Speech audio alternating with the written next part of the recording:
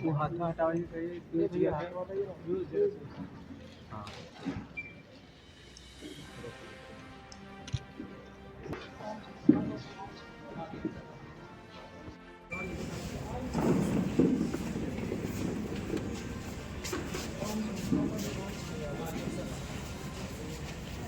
गई थी, जिसकी सूचना मिलते ही तुरंत एसडीपीओ जीतवाहन उरांव के नेतृत्व में एक टीम का गठन किया गया और टीम के द्वारा मात्र 3 घंटे में केवल कांड का उद्भेदन ही नहीं किया गया, 6 संलिप्त अपराध कर्मियों को पकड़ा गया और घटना में प्रयुक्त पिस्टल बरामद की गई और घटना में प्रयुक्त जो नेक्सॉन गाड़ी थी वो पुलिस के द्वारा बरामद कर ली गई है और बीच में अपराधियों के द्वारा गाड़ी बदल के एक दूसरी गाड़ी मंगाई गई थी भागने के लिए ताकि पुलिस की गिरफ्त से बच सके। वो बोलेरो भी पुलिस के द्वारा जब्त कर ली गई है। सर वजह क्या रहा?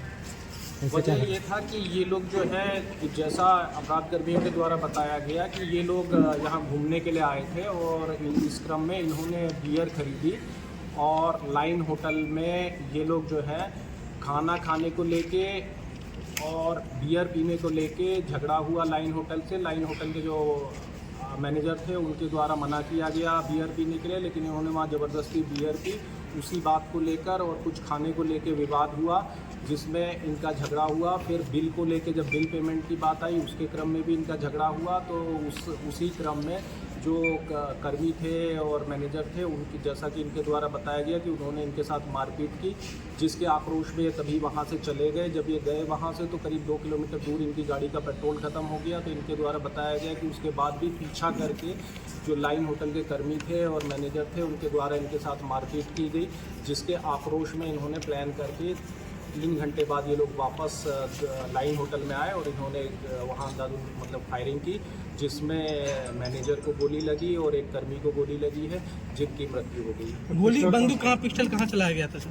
पिस्टल इसमें एक अपराधी है दिलखुश करके, वो पिस्टल जो है वो पूर्व का मतलब अपराधी है, उसने बेगूसराय में भी हत्याकांड किया था, तो पिस्टल ये वहीं से लेके साथ आया था। सर आपने बताया कि बियर पीने को लेकर लड़ाई हुआ, ठीक है, ना पीने से, लेकिन जो फुटेज है उसमें साफ दिख रहा है कि वो लोग आए हैं, शराब का सेवन किए हैं, उसके बाद जाने के क्रम में बिल देने को लेकर के लड़ाई हुई। देखिए, जो इनके द्वारा पुलिस को पूछताछ के क्रम में बताया गया कि इनके द्वारा जो है वहाँ से बियर सरकारी ठेका से खरीदने के बाद ये लोग वहाँ बियर का सेवन करने के लिए गए और जिसमें उनके द्वारा ऐतराज़ किया गया होटल वालों के द्वारा कि ये जो है एक फैमिली होटल है, लेकिन इनके द्वारा ज़बरदस्ती और इन्हें कहा गया कि हम पैसा देंगे, तो उसी क्रम में लोग वहाँ पर बियर पिए हैं।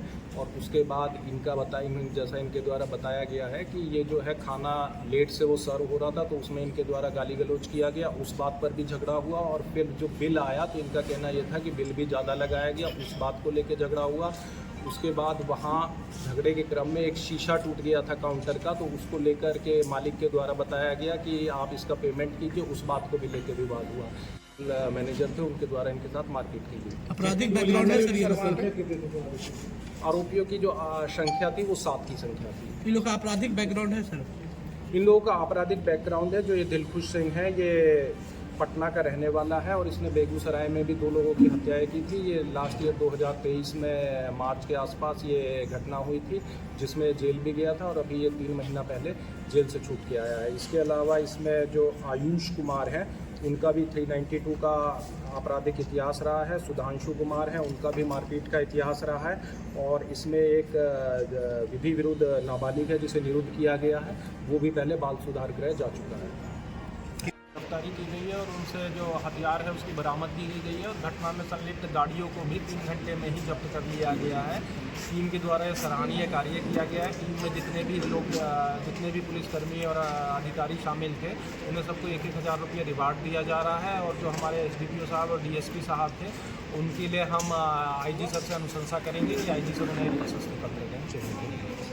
घटना को अंजाम दिया है। आपराधिक बैकग्राउंड है सर ये जो पकड़े गए हैं? हाँ, ये जो अपराधी पकड़े गए हैं इनमें से अधिकांश का आपराधिक इतिहास है। इसमें जो दिलखुश हैं वो पूर्व में भी एक डबल मर्डर केस कर चुके हैं बेगूसराय में, जिसमें जेल में भी गए थे। इसके अलावा उनके NDPS एक्ट के 395 के केसेस दर्ज हैं और इसमें जो आयुष कुमार है उसका भी 392 का केस है। सुधांशु कुमार का भी मारपीट का केस है और इसमें एक नाबालिग को भी निरुद्ध किया गया है, वो भी पहले बाल सुधार गृह में जा चुका है। कुल कितने लोग थे घटना को अंजाम देने वाले? कितने लोग थे या कितने राउंड फायरिंग की गई?